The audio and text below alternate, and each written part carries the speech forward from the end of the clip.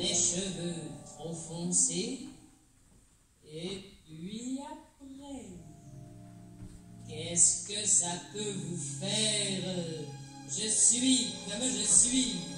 Je plais à qui je plais. Je suis comme je suis. Je suis faite comme ça. Quand j'ai envie de rire, oui, je ris aux éclats. J'aime celui qui m'aime, et c'est ma faute à moi si ce n'est pas le même que j'aime chaque fois. Je suis comme je suis faite comme ça. Que voulez-vous de plus? Que voulez-vous de moi? Elle était arrivée avec l'automne. C'était le 14 septembre, le temps s'étirait sans grâce, mou, humide. J'étais parti chasser. Chasser, façon de parler, je ne chasse pas, je marche. Le besoin de me vider les poumons de l'air vicié du château, m'aérer la tête, faire un sort au tracas qui m'assaille, oublier une heure ou deux la bourse qui baisse, les métayers qui nous volent, ma femme. Son ventre stérile, sa voix de crécelle, ses seins flasques, son acrimonie et son avarice. Ah, Célestine, Célestine. Aujourd'hui, à 3 heures de l'après-midi, sous un petit crachat de septembre, j'ai pris ma nouvelle place. La 12e en 2 ans. C'est dire. Je puis me vanter que j'en ai vu des intérieurs et des visages et de sales âmes. Et je ne crois pas que ce soit fini. Faut-il que les maîtres soient difficiles à servir, qu'on ne songe qu'à aller voir ailleurs? Enfin, me voici en Normandie, au Ménilroi, dans la demeure de mes nouveaux maîtres, affublés d'un nom ridicule et comique. Lanlaire, Monsieur et Madame Lanlaire. Monsieur et Madame Vadefer Lanlaire. Vous voyez d'ici toutes les bonnes plaisanteries que ça peut susciter. Quant à leurs prénoms, ils sont plus ridicules encore. Isidore et Euphrasie. Je vous demande un peu, Euphrasie. La propriété s'appelle le prieuré. C'est à peu près tout ce que je sais de l'endroit où désormais je vais vivre.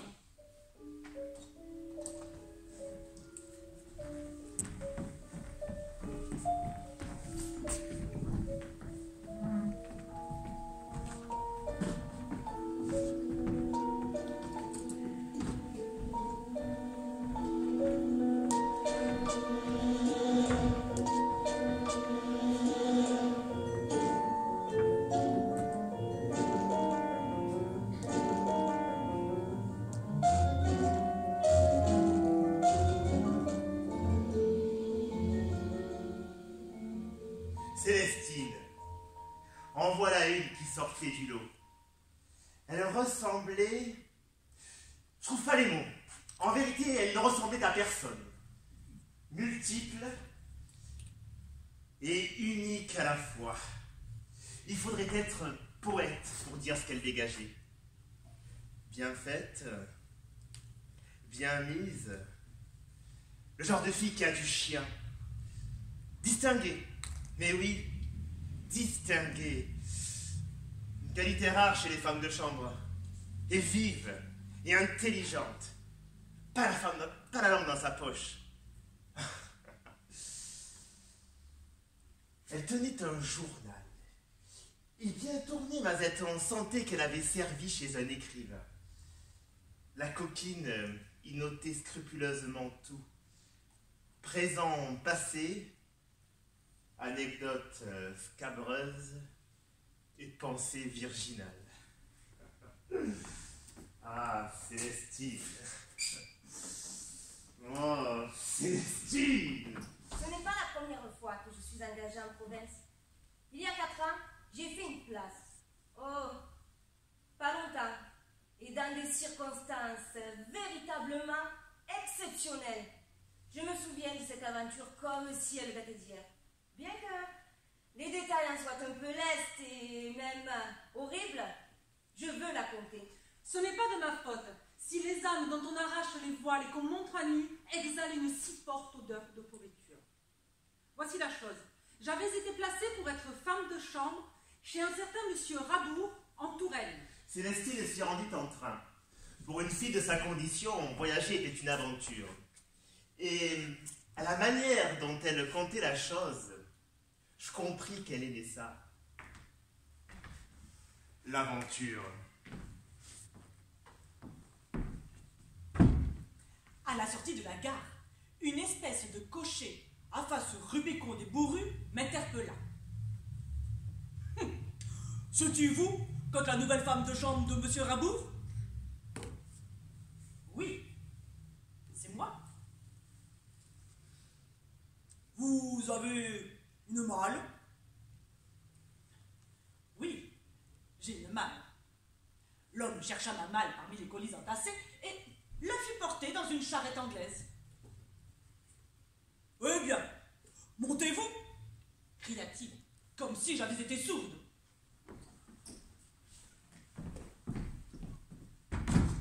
Pendant le trajet, il me guettait du coin de l'œil.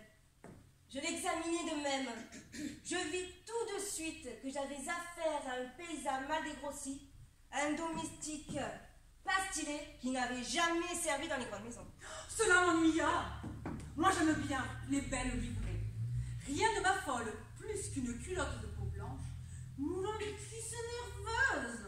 Et ce qui manquait de chic, ce Louis, sans gants pour conduire, avec un complet trop large. Nous restâmes longtemps sans dire un mot.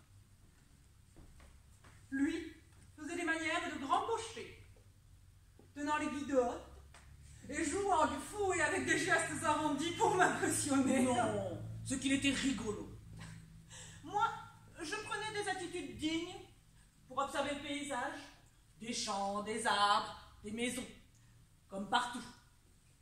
Il mit son cheval au pas pour monter une côte.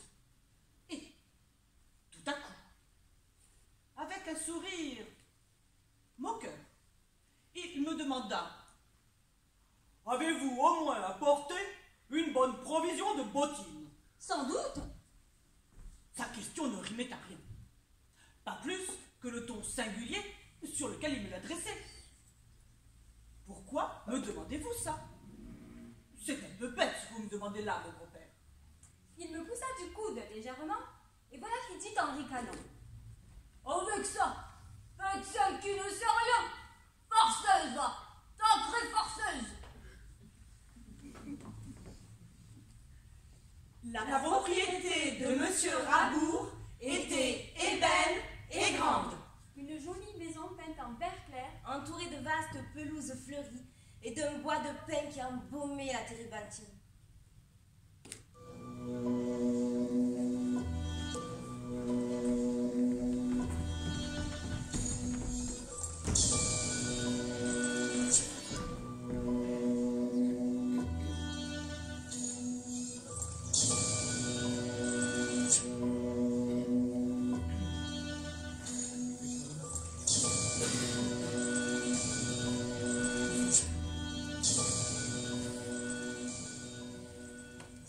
La gouvernante me conduisit dans un petit salon, disant que monsieur voulait me voir avant que je ne commençasse mon service. Car monsieur ne vous a pas vu, ajouta-t-elle.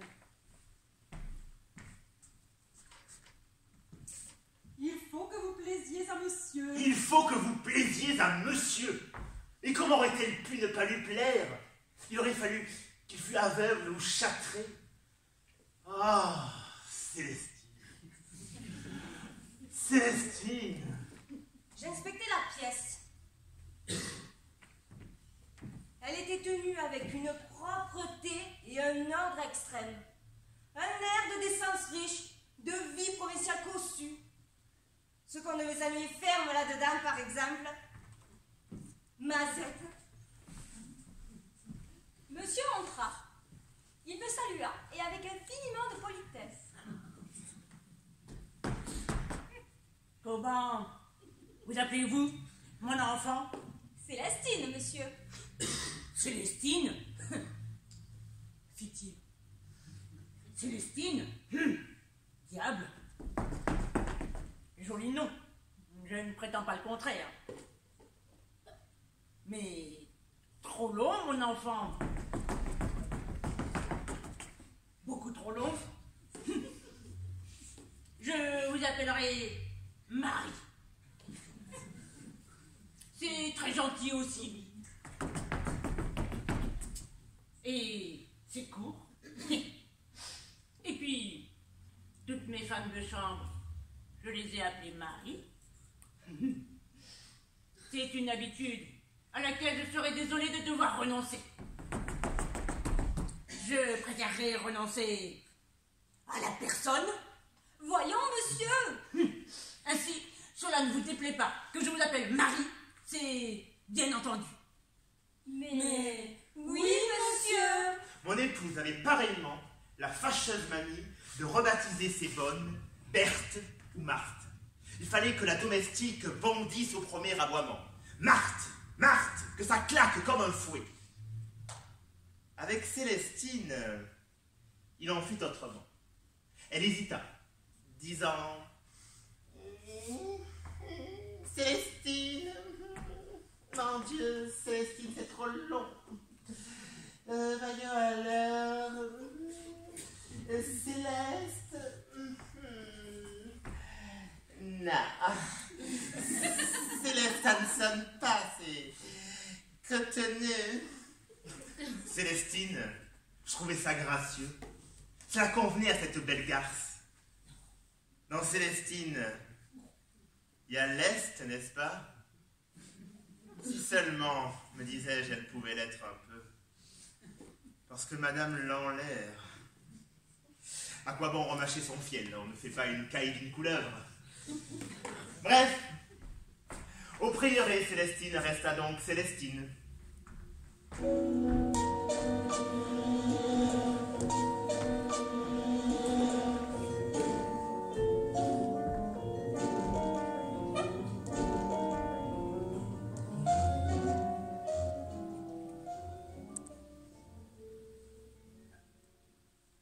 Donc, le vieux Rabour m'appela Marie. Il répéta plusieurs fois. Ça ne vous déplaît pas? Ça ne vous déplaît pas? Alors, Célestine, Marie, ça ne vous déplaît pas? Il m'avait dit tout cela avec respect, sans fouiller d'un regard des habilleurs, mon corsage, mes jupes, comme le font en général tous les hommes. À peine s'il m'avait regardé. Il gardait les yeux fixés obstinément sur mes bottines. Vous en avez d'autres? Demanda-t-il. Son regard était devenu étrangement brillant. D'autres noms, monsieur? Non, mon enfant. D'autres bottines?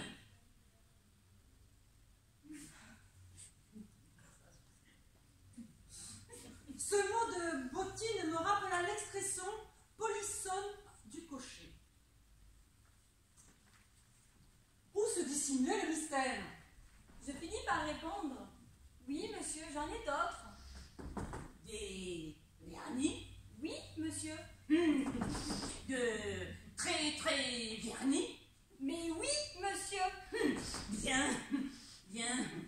Et en cuir jaune? Je n'en ai pas, monsieur.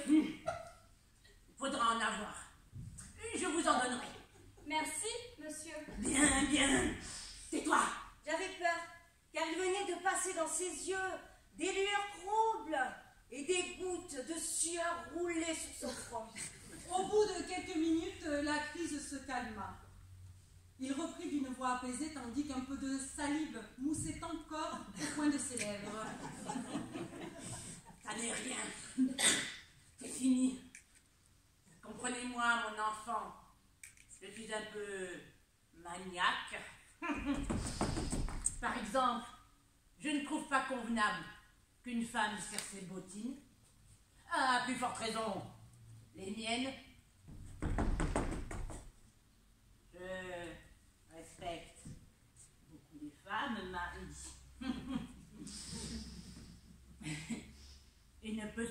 renards.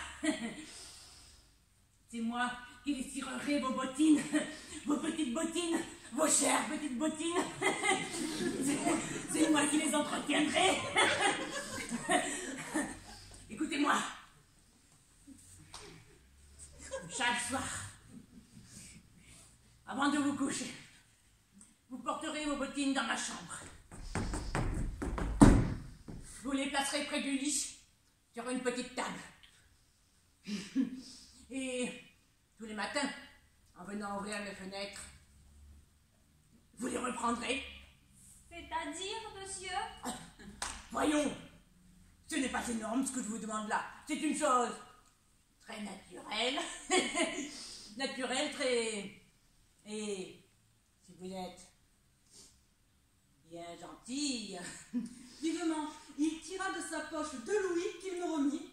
Si vous êtes bien gentille, bien obéissante, je vous donnerai souvent des petits cadeaux. Marie, entre nous, souvent, je vous donnerai des petits cadeaux. Il ajouta. Et qu'est-ce que je vous demande? Voyons, est-ce donc si extraordinaire là? Est-ce donc si extraordinaire, mon Dieu? Il s'emballait encore. À mesure qu'il parlait, ses paupières battaient et battaient comme des feuilles sous l'orage. Il disait, pourquoi ne dis-tu rien, Marie? Dis quelque chose. Pourquoi ne marches-tu pas? Marche un peu, que je les vois remuer, que je les vois vivre, tes petites bottines. Il s'agenouilla, baisa mes bottines, les pétrit de ses doigts fébriles et caresseurs, les délaça. Et tout en les baisant, les pétrissant, les caressant, il disait d'une voix suppliante, d'une voix d'un enfant qui pleure, « Oh Marie, Marie, tes petites bottines, donnez-les-moi tout de suite, je les veux tout de suite, donnez-les-moi !» En fait, il emporta mes bottines et durant 2 heures, il s'enferma avec elle dans sa chambre. Vous plaisez beaucoup à monsieur, me dit la gouvernante en me montrant la maison. Sachez que cela continue, la place est bonne. 4 jours après, monsieur était mort. Il tenait, Devinez quoi? Devinez quoi? Devinez quoi? mes bottines. Durement serrées entre ses dents, Je fus obligée d'en couper le cuir. avec un rasoir, pour lui arracher. Je ne suis pas une sainte. J'ai connu bien des hommes. Et je sais, par expérience, toutes les folies, toutes les saletés dont ils sont capables. Ah, vrai, est-ce rigolo tout de même qu'il existe des types comme ça? Où vont-ils chercher toutes ces manies? Quand c'est si simple, quand c'est si bon de s'aimer gentiment, comme tout le monde. Ici, qu'il ne lui arriva rien de pareil. C'est notre genre ici. Est-il meilleur, est-il pire, je n'en sais rien. Je ne suis pas homme à exiger des femmes de pareilles fantaisies. J'ai du tempérament. Ma femme prétend que je suis un homme vigoureux. Trop, pour elle qui n'aime pas la chose. Je ne suis pas compliqué. Je me contente d'une bonne saillie. Et même, parfois, seulement de...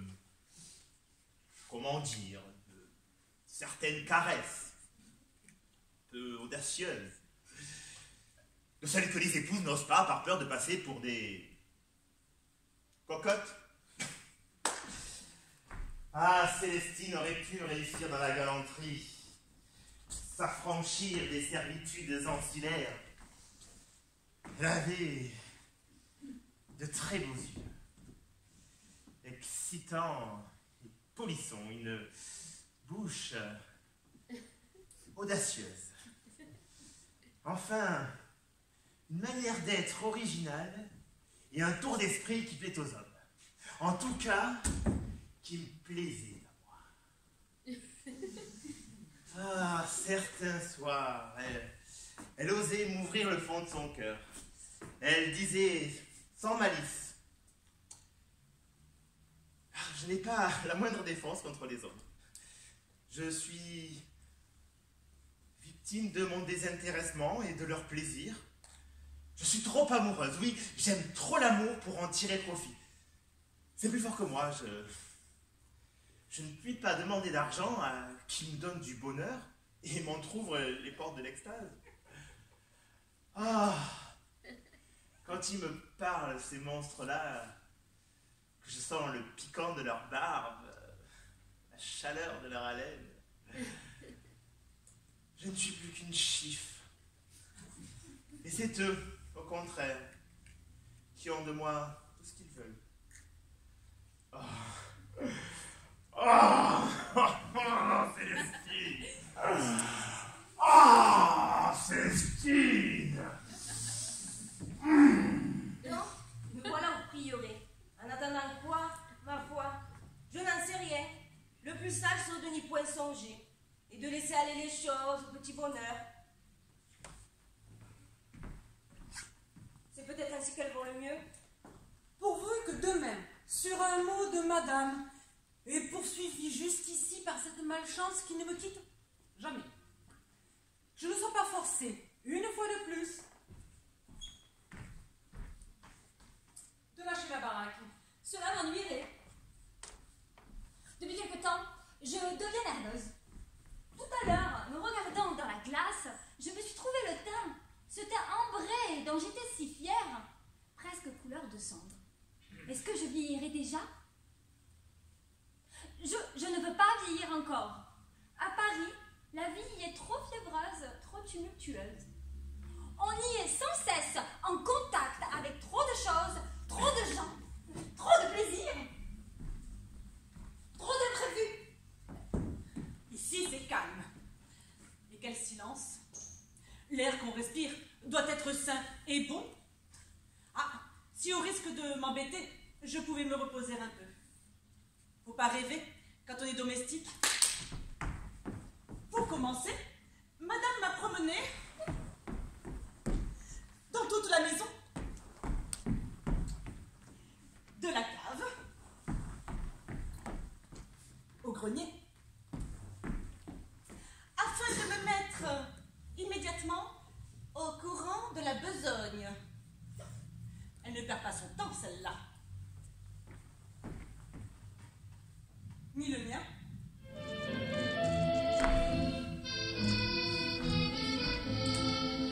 Où sont tous mes amants, tous ceux qui m'aimaient tant, jadis quand j'étais belle, adieu les infidèles, ils sont je ne sais où, à d'autres rendez-vous, moi mon cœur n'a pas vieilli pourtant, où sont tous mes amants?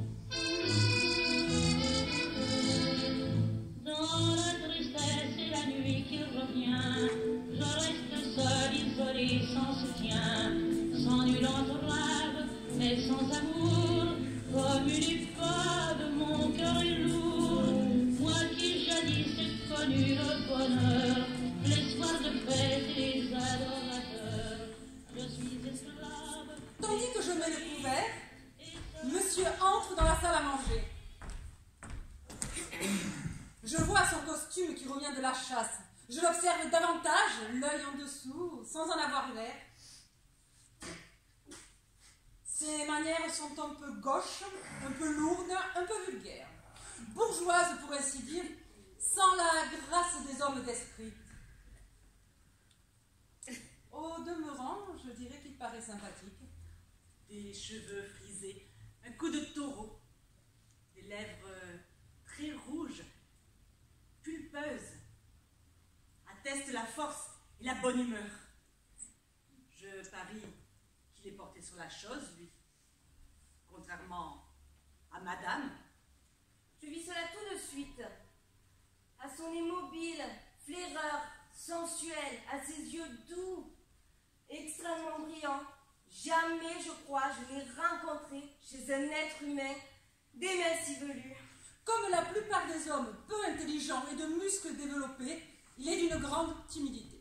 Il m'a regardé d'un air tout drôle, d'un air où il y avait de la surprise, quelque chose de polisson, sans effronterie, de déshabilleur, sans brutalité. Il est évident que monsieur n'est pas habitué à des femmes de chambre comme moi, que je l'épate, que j'ai fait sur lui, du premier coup, une grande impression.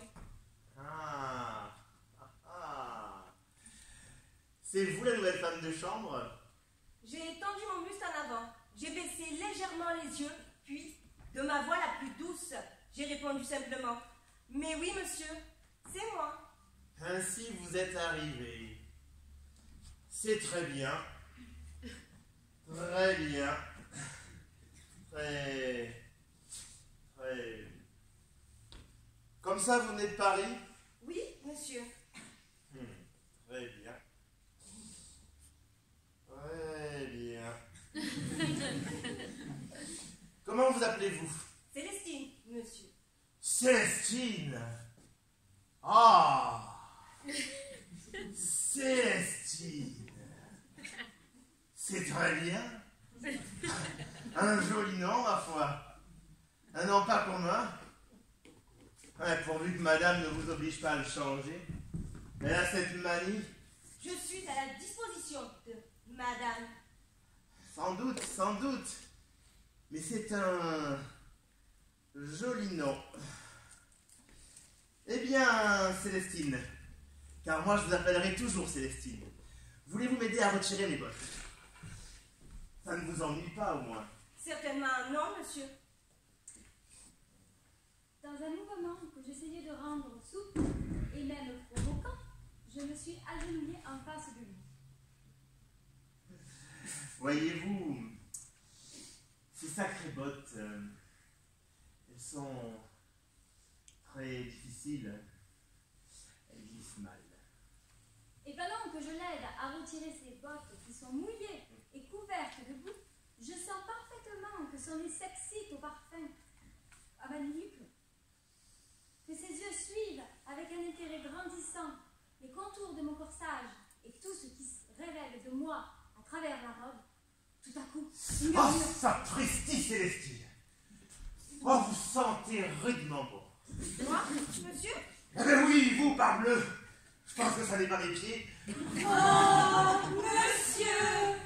Ce oh, monsieur est en même temps qu'une protestation en faveur de ses filles, une sorte de réprimande amicale. Amicale jusqu'à l'encouragement pour sa familiarité. A-t-il compris? Je le crois.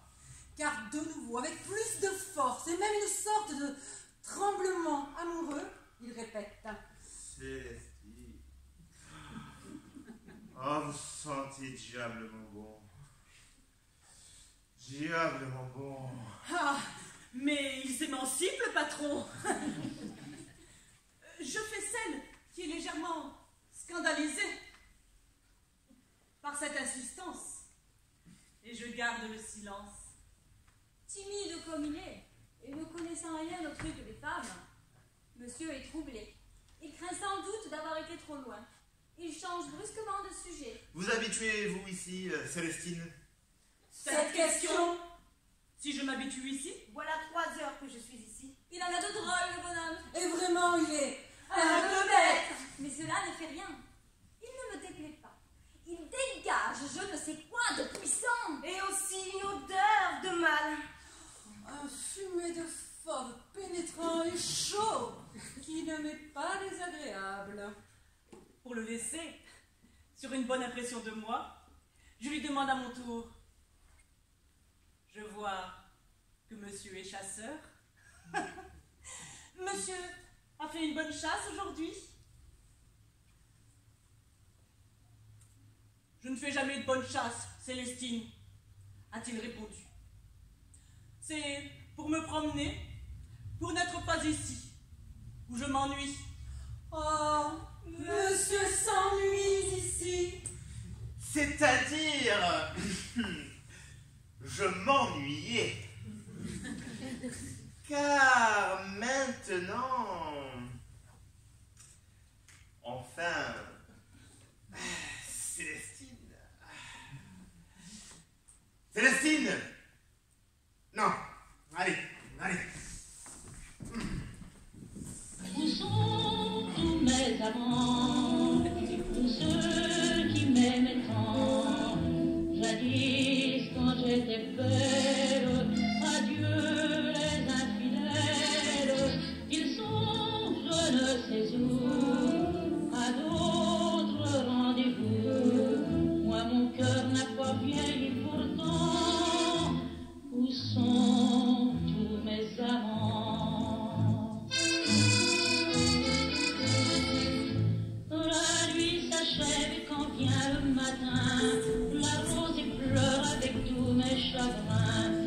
ceux que j'aime, qui m'ont aimé, dans le jour blême sont effacés. Je vois passer des brouillards sur mes yeux, tous ces pantins que je vois, ce sont eux, luttant quand même, suprême et fort, je crois les étoiles. Le soir, on m'a demandé de servir le souper. J'adore servir à table. C'est là qu'on surprend ses maîtres dans toute la bassesse et dans toute la saleté de leur nature intime. Ils arrivent peu à peu à se révéler, à s'étaler tels qu'ils sont, sans phare et sans voile, oubliant qu'il y a autour d'eux quelqu'un qui rôde et qui écoute et qui note leur tard, leur bosse morale, les plaies secrètes de leur existence. Tout ce que peut contenir d'infamie et de rêves ignobles le cerveau respectable des honnêtes gens. Ramasser ces aveux, les classer, les étiqueter dans notre mémoire pour s'en faire une arme terrible au jour des comptes à rendre. C'est l'une des grandes et fortes joies du métier. Et c'est la revanche la plus précieuse de nos humiliations. Je sens que le ménage ne va pas, que monsieur n'a pas son mot à dire dans la maison, que c'est madame qui est tout, que monsieur tremble devant madame parce que l'argent vient de son côté. Il ne doit pas rire tous les jours, le pauvre homme. Sûrement, il en voit, en entend, en subit de toutes les sortes. J'imagine que j'aurai parfois du bon temps à être là. Au dessert, madame qui n'a cessé de bonifier mes mains, mes bras, mon corsage, m'apostrophe d'une voix nette et tranchante. Je n'aime pas qu'on se mette des parfums. Vous entendez, Célestine? Bien, madame. Alors je regarde le pauvre homme qui aime, lui, les parfums, ou du moins, qui aime mon parfum. Il suivait d'un œil mort le vol d'une guêpe, attardée au-dessus d'une assiette de fruits. La lampe, Célestine! C'est la voix de madame, plus aigre encore, dans ce silence et dans cette ombre. Vous voyez bien qu'il fait nuit. Je ne devrais pas avoir à vous demander la lampe. Que ce soit la dernière fois, n'est-ce pas? En allumant la lampe, cette lampe si rare, si chère au dire de madame, qui ne pourrait être réparée qu'à grands frais et seulement en Angleterre, j'ai envie de crier au pauvre monsieur. Attends un peu, Isidore, et ne crains rien, et ne te désole pas. Je t'en donnerai à boire et à manger des parfums que tu aimes et dont tu es si privé. Tu les respireras, je te le promets. Tu les respireras à mes cheveux, à ma bouche, à ma gorge, à toute ma chair. Tous les deux, nous lui en ferons voir de joyeuses à cette pécore. Je t'en réponds. Et tout en formulant cette muette invocation, en déposant la lampe sur la table, Je prends soin de frôler légèrement le bras de monsieur avant de me retirer. Rompu de fatigue et de tristesse, j'ai gagné ma chambre. Un chien aboie très loin dans la campagne. C'est lugubre. il est près de 2 heures, je vais devoir aller me coucher. Mais je sens que je ne pourrai pas dormir. Ah, ce que je me veux faire vieille dans cette baraque. Non, la vraie.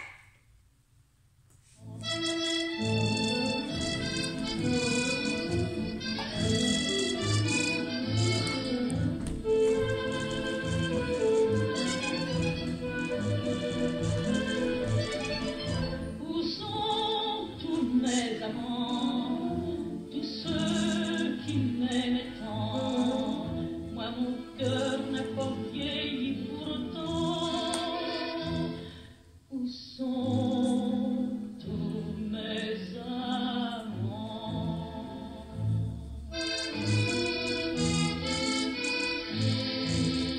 Célestine n'est restée qu'une année.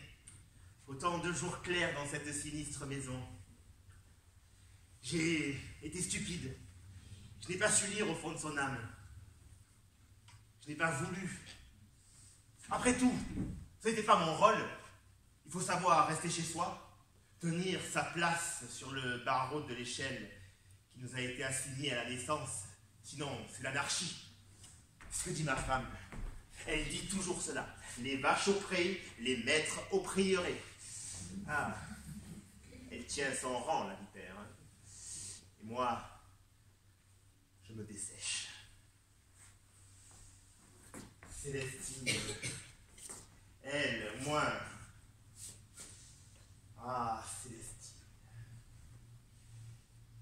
compris que tu t'ennuyais à mourir chez nous, que le mépris au teint de ma femme heurtait tes sentiments. Je me demande si tu es parti parce que j'ai engrossé la cuisinière ou parce que tu t'ennuyais ferme dans notre catafalque. Si j'avais quitté Madame Lanlaire, m'aurais-tu suivi, ma jolie? Ah, je voudrais le croire, mais j'en doute. J'en doute et... ça me mine. Ça me mine que tu préférais t'établir avec mon régisseur, ce vaurien de Joseph. Ah, sacré Joseph, avec ses pattes d'étrangleur. Il la tient. Il la possède comme un démon. Moi, j'en crève. Oh, la garce. Oh, Célestine. Oh, Célestine. Qu'est-ce que ça peut vous faire, cette île?